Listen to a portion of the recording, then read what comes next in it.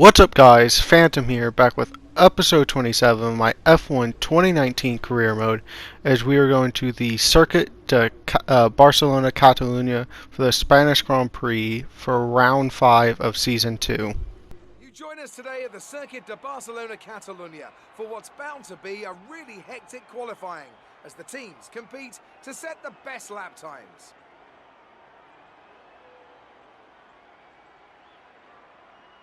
This is a track that tends to ask quite a lot of the tyres, both front and rear. So is it fair to say a great deal of management will be needed in order to do well here?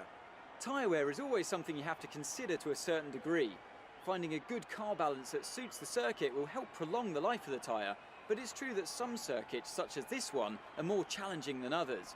How hard you can push them depends on your strategy and how tight the battle is around you. As we start out here in Q2, as we easily made it through Q1 with us being one of the top teams on the grid, as we go onto the start-finish straight, the start of flying lap here at Spain, which is probably one of the worst tracks on the calendar for me personally, and period on the calendar. It's just, you feel like you have no grip around here and you're sliding and you're just going to spin out every time as we go through this chicane here, which is pretty awful to just go through. You just feel so much understeer here as we come across the line in P10, as we barely made it out of Q2 there, unlike our teammate Butler. But as we go to Q3 here at the beginning of the session here, as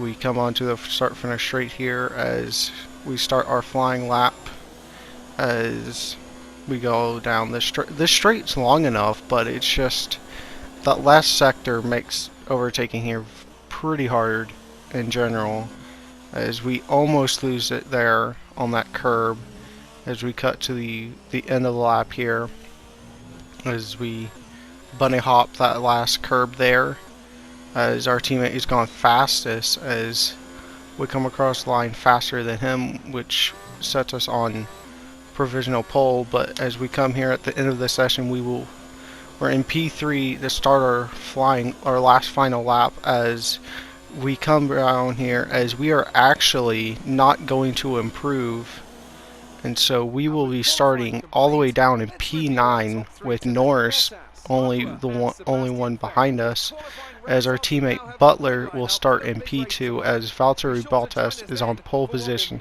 for the Spanish Grand Prix as we head on to the race. What does the Spanish Grand Prix have in store for us today, I wonder?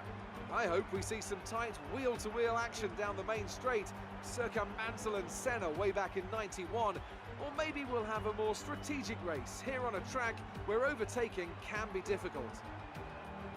The Circuit de Barcelona Catalunya then, a high-speed 2.89-mile circuit which demands an efficient downforce package and bravery on the part of the driver, especially through the blind right of turn 9, which we might just see taken flat this weekend.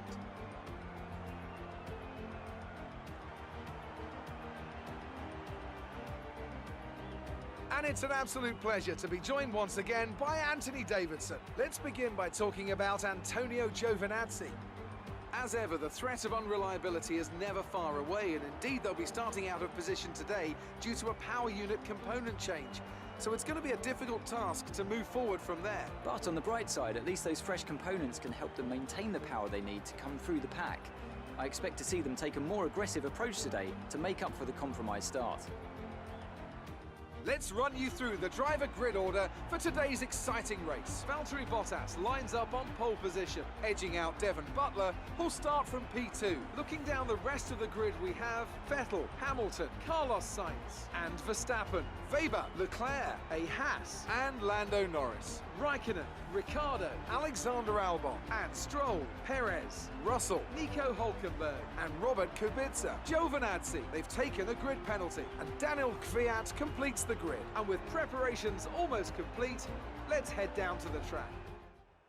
As we sit here on the grid in P9 after our pretty terrible qualifying performance, as the 5 laps are out and we start the Spanish Grand Prix, as we get a pretty terrible start there as Leclerc and Weber pull away from us, as Leclerc's going to dive all the way down to the inside there into P5. As we stay in P9, we actually hit the back of Weber there, as Leclerc has started in P8 and is now up to 5th already in the race here, as we're going to dive down the inside of Weber, and he just completely just gives us no room at all, like we weren't there, as he just now hits us again as we go around the outside of him, around the left-hander here, and we have made the move stick and we're up to P8. As we move on to the beginning of lap 4 here, as Sainz and Verstappen are side by side, which will allow us to get in the fight here, as we are getting a very good run on Verstappen here. We're going to look to the inside, but he covers that off, so we're going to go around the outside here, and we're just not going to have enough downforce to turn in there, as we're going to try to look around the outside there, as he covers that off as well, as we come into the pits to make our one and only stop, as we break down, and we have barely made it under the speed limit there, as we timed it up pretty perfect there, as we come into the pits, and it's going to be a 2.158. Not very bad, not bad at all, as we are going to come out of the pits and dead last. As we cut to the end of lap 6 here, as we've used this strategy before of pitting early to get ourselves ahead of other drivers that's been ahead of us, as we come out and Vettel, we've passed Vettel, and we're going to go around the outside of Hamilton, as he just completely just hits us, as the AI just show again they have no self-awareness here, as you can see me and he just still turns in. I don't understand what Codemaster's programming is. As we cut to the end of the lap here, as even more cars are pitting here, as we're going to have Leclerc, and we're going to barely come out ahead of him as well, as we were going to move up in 7th place.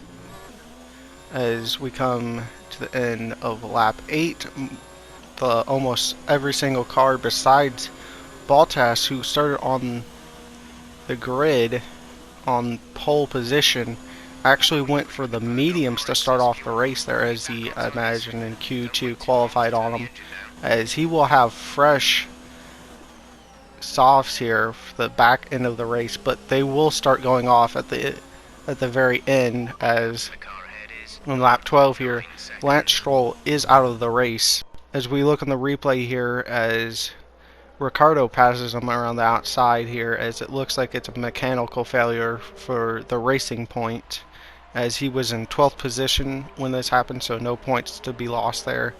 But on lap 13, Bottas has caught and passed Butler down the straight, as you see on replay here, as with DRS there and with the soft tires, as he locked up a little bit into turn 1, he easily got past him.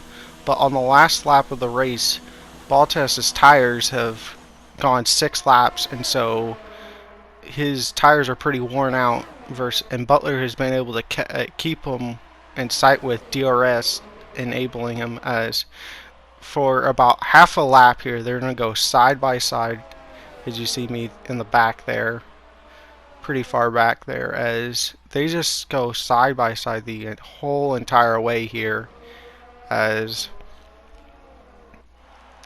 it's just incredible, as you would never see this in real life, as they are just still side by side. They've gone almost half a lap here side by side, as they really, Butler should have squeezed them out there, but he was not able to, as Bottas has actually managed to get ahead of him, but Butler's going to have DRS down the back straight, as Bottas is going to defend it and make sure he cannot get to the inside of him. As we cut to the end of the lap here, as Bottas is going to win the Spanish Grand Prix, and we are going to finish 3rd on the podium. Yes, we're on the podium. Good job this weekend. Great drive. Thank you.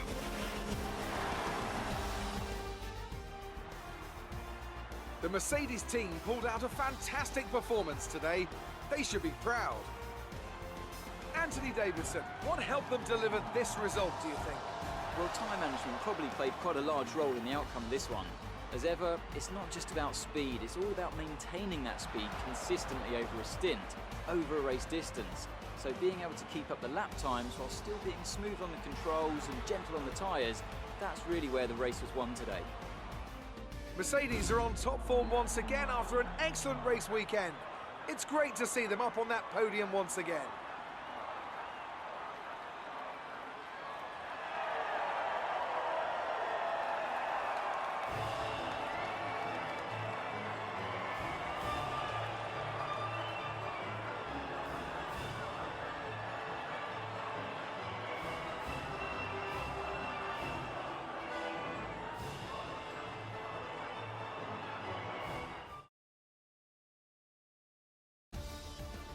Let's have a look then at the drivers' standings. Sebastian Vettel now leads the Drivers' Championship. After an incredible day of racing, who was your driver of the day, Ant? It's got to be Valtteri Bottas, a commanding performance that I think had the audience's eyes glued to him for the majority of the race. It's time to check out the Constructors' standings. The current championship leaders still hold top spot, but that gap is getting smaller. It was also a strong Grand Prix from Haas F1 this weekend. Fantastic work from the American team to move themselves further up the table. And with that, we wrap up another weekend of motorsport. But with more races lined up, be sure to join us when we come back with more Formula One.